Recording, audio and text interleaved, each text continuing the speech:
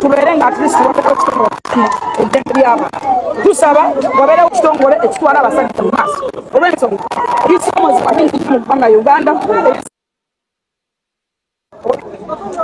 nga biruma abasajja mutusaasire omusaala gwe twagalamu kabampaane ne simpase abantu abazze okunoonya amawulire ne simpase musobola okugakolera ewammwe oyo twamumanyiira wa mawulire wa kabampaane ate media ze Uganda zifokasinga nnyo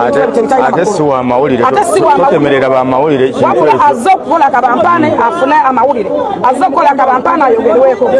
so n'olwekyo twakowa kabampaane tetwakowa kabampaane this time tuli serious fale tuli mu kabampaane bannamawulire mbasaba okufokasinga ku kintu kino abasajja mu musinga onyigirizibwa abantu abanoonya amawulire ne kabampaane si twazzeemu si twagiridde Allahu Akbar Allahu Akbar tumalayo semateeka w'eggwanga mukawali inquite from me inquite for all that's why nakusandize n'ekibiina kye bayita equity for men equality for men inquite for men why because inquite for men kiri mu constitution ya ggwanga Uganda inquite for men inquite for all semateeka w'eggwanga akuwe olina okuba n'eddembe lyo litakuweebwa wadde government omuntu alina eddembe lye yazaalibwa nabyo ng'omuntu omuntu alina eddembe lye alina okuyimirirako ng'omuntu nga terikuweebedde wadde government waddaani that's why twagala ekibiina kyaffe kitibwa inquite for men nolwekyo tubakubira omulanga mwenna basobola okujoyininga ekibiina kino tukubira bamasheeka ne ba aji muveemu okuswala bamufuti ba Uganda mulekeraawo okubikirira ebirwadde bamufuti mu standing this time abasajja abasiraamu babbiddwa olwokuba nti bapira family abasajja b'amaanyi abasumba abakiba babbiddwa abakazi this time tulina okustandinga strong no matter what ankubire owekitiibwa Robina Nabbanja prime minister speaker wa parliament nja kusaba ntino ebintu bingi nnyo bizze bisomozebwa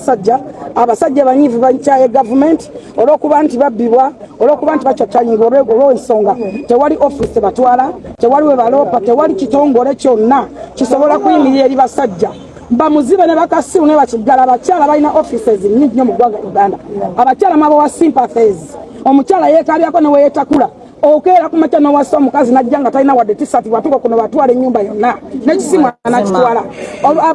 abasajja banyigirizibwa babbiddwa yansonga lwaki abasajja abanyiivu basula mu mamotoka abalala bavudde mu nsi yaabwe olw'okuba nti no tebalina wadde webabaabwa emisango wadde we balipootinga wadde office nemu tusaba gavumenti etusaasire etekewo ekitongole kirwanirira abasajja ate si Uganda yokka waba twagala tuteekawo nga kirwanirira abasajja ne mu nsi the all world lwansonga ki ate nsaba ne constitution yaffe bwe baba nga basobola okukwatamu ne constitution basobola ogikwatamu lwansonga ki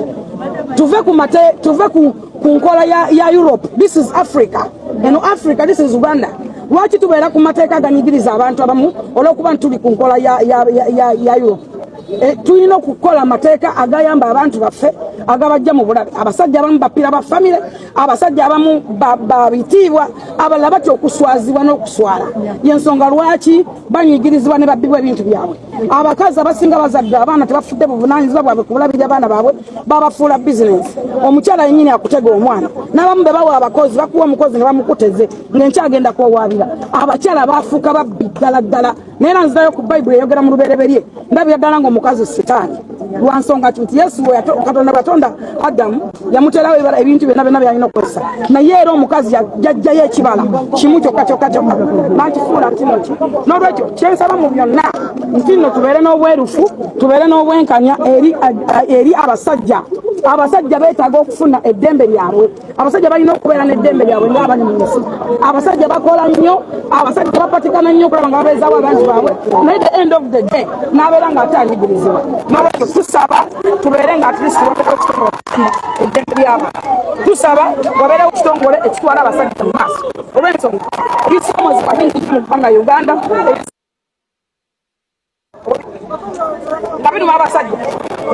mutusaasire omusango gwe twagala mu kabampaane ne simpase abantu abaze okunoonya amawulire ne simpase musobola okugakolera ewammwe oyo twamumanyiira wa mawulire wa kabampaane ate media ze Uganda zifokasinga nnyo ate si wa mawulire totemerera ba mawulire wabula azze okukola kabampaane afune amawulire azze okukola kabampaane ayogerweko so n'olwekyo twakowa kabampaane tetwakowa kabampaane this time tuli serious fata tuli mu kabampaane bannamawulire mbasaba okufokasinga ku kintu kino abasajja mu musingo nyigirizibwa abantu abanoonya amawulire ne kabampaane si twazzeemu si twagiridde Allahu Akbar Allahu Akbar sinamakumalayo semateeka w'eggwanga mukawali inquite from me inquite for hospital that's why nakusangiza n'ekibiina kye bayita equity for men equality for men inquite for men why because inquite for men kiri mu constitution ya ggwanga Uganda inquite for men inquite for all semateeka w'eggwanga akuwe olina okuba n'eddembe lyo litakuweebwa wadde government omuntu alina eddembe lye yazaalibwa nabyo ng'omuntu omuntu alina eddembe lye alina okuyimirirako ng'omuntu nga telikuweebedde wadde government waddaani that's why twagala ekibiina kyaffe kitibwa inquite for men nolwekyo tubakubira omulanga mwenna basobola okujoyininga ekibiina kino tukubira bamasheeka ne ba aji muveemu okuswala bamufuti ba Uganda mulekeraawo okubikirira ebirwadde bamufuti mu standing this time abasajja abasiraamu babbiddwa olwokuba nti bapira family abasajja b'amaanyi abasumba abaki babbiddwa abakazi this time tulina okustangira no matter what okuvugiriza haji newankubadde olwaleero nga bwe twabategeeza terubadde lunaku lwakweyimirirwa oludda olwabiruze ne lugamba nti obujulizi terunaba kuŋŋaanya bumala naye ne lusaba nti balwongereyo paka ng'ennaku z'omwezi 13 mu Novemba mu mwezi ogw'okuminaogumu gukomewo nga gukuŋŋaanyiza obujulizi naffe bwe tutyo ne tusaba kooti nti kyeyoleka kaati nti bwe baatuusire okuleeta omusibe bandibadde n'obujulizi baabukuŋŋaanya dda naye nga bwe bagambye nti of course okwogera ku rights z'omwami ono oba eza Haji Ali kiteeka okubeera era ne mu kooti enkulu kubanga yevunaanyizibwa ku nsonga zino ate nga naffe ekyo era tukikakasa naye omulamuzi ategeezezza oludda luli lwanguye okuŋŋaanya obujulizi bwabwe era naffe tubawagaabwe nti nga bwe tugambye nti singa mwali mukimanyi nti muyina obujulizi bwonna mwandize buzi n'obujulizi kuba mugambye emyezi gyonna egibaddewo obujulizi mubadde mubuyina naye bagambye obujulizi tebuwera so bakyanoonyereza obujulizi obusukkawo nga omuntu waffe Haji bw'akyali emabega w'emitayimbwa kakati awo we tujja okuva tubategeeze nti ennaku z'omwezi nga 4 lujja kuba lwa Mande ku ssaawa 3 twataddeyo okusaba kwaffe mu kooti enkulu ey'omu Kampala eya High Court Criminal Division egenda okutuula wali ku High Court mwenna we mumanyi ku ssaawa 3 lwe tugenda okuteekayo okusaba kw'okweyimirira okwa Haji Ali Mwizerwa ekirungi nti bano bategeezezza nti bo tebannamaliriza kubuuliriza ku nsonga eno bakyanoonyereza bakyakuŋŋaanya bujulizi so ekyembi nti omukulu ali munda bo nga bwe banoonyereza akati nga bwe tubagambye titujja kgenda mu maaso nga tussa ekitiibwa mu kooti nammwe okubassaamu ekitiibwa tubakubiriza tukuume enneeyisa ennungi n'okubeera nga tugoberera ebiragiro bya kooti nga bwe bituwadde buli omu waddembe okuba n'endowooza ku nsonga eno naye ate era tubeebaza mwenna abasitukiddemu ne mubaawo ssaawa 3 mwenna mbategeezezza production warrant tugiina ng'ennaku z'omwezi 4 omwezi ogwa Novemba wali mu High Court mu Criminal Division nsaba Katonda abatukuumire oludda olwabi lugamba terunaba kwetegeka bulungi terunaba kuŋŋaanya bujulizi bumala nga bw'okigaye nti oludda olwabi lutegeezezza nti terunaba kuŋŋaanya bujulizi bumala kubeera wano oba kwe kwetegeka obulungi nga bw'ogamba naye ffe tuli beetegefu okudifendinga ku ludda lwaffe ebyo byonna ebinaabireeteddwa eri owaffe gwe tukiikirira kubanga toyinza kusala gwa kawala nga tonnawulira gwa kalenzi ate nga ne ssemateeka waffe agamba nti buli omu alowoozebwa okuba nga teyazza musango okuggyako ng'oleese obukakafu obulaga nti yaguzza gwe kennyini amuwaabira oba nga ye kennyini avuddeyo n'agamba ye yaguzza awo tetunnatuukawo byebyo era bwe bubaka bwaffe mwebale nnyo ali mu mbeera ki wuuyo mwenna mumulabye embeera gy'alimu yeeyo tetujja kujoogerako mwenna mumulabye si wa kyama Allahu Akbar. Allahu Akbar. Zikutte mtu wasooka kuwuliriza saidi ya musajja gyokka gye wawuliriza yasinkanye ebbalamu waddembe kwante teyantuukirirako naye sikirinaako buzibu waddembe ndi open simusalira musango gwonna naye waddembe okuntuukirira bw'anaaba akyagadde naye nanyinyonnyola ensonga ye sikirinaako buzibu kubanga ffe tetumukyawanga muntu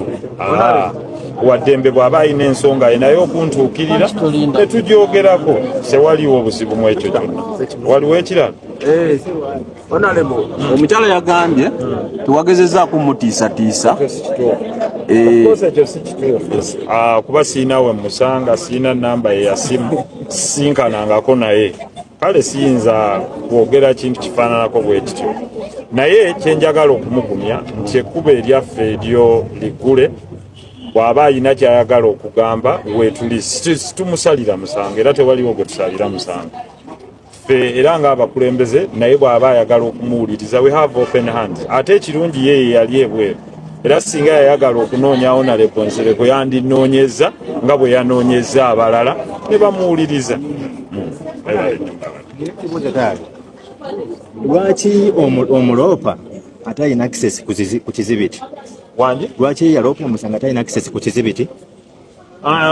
ebyo jjabisanga mu kooti ebyo tetuyinza kubyogererako wano sewo webale nnyo ekibuuzo kyo Uganda, are you ready for the biggest concert of the year? It's time to turn up the heat and light up the stage with the one and only Big Eye.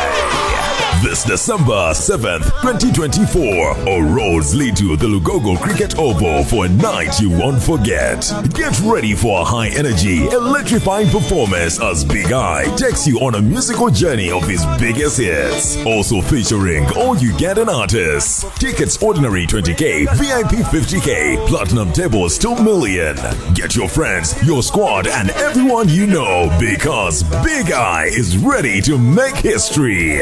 Big Eye live in concert at the Lugogo Cricket Oval, December 7th, powered by Airtel Money, Sonyuka TV, Afro Mobile, Go Sports Betting, Sky Pins Tours and Travels, A Bryant's, Fives Cafe Bistro, Century Properties, Kima Home Security, Big Eye Foundation, and Climax.